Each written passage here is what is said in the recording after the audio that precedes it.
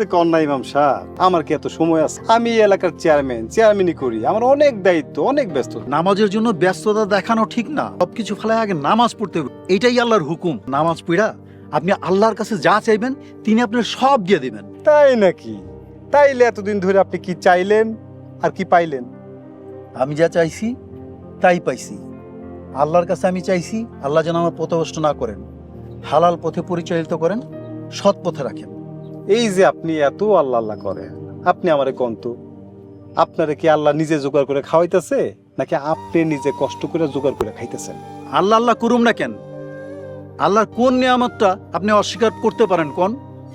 আমার রিজিকের মালিক আল্লাহ, তিনি আমার রিজিক ঠিক করে রাখছেন। খালি আমারটা না, আপনার আমার সবার রিজিকের মালিক তিনি। তিনি খাওয়াইতেছেন বলেই আমরা খাইতে পারতেছি। এই জন্য সবসময় আল্লাহর শুকরিয়া আদায় করা উচিত।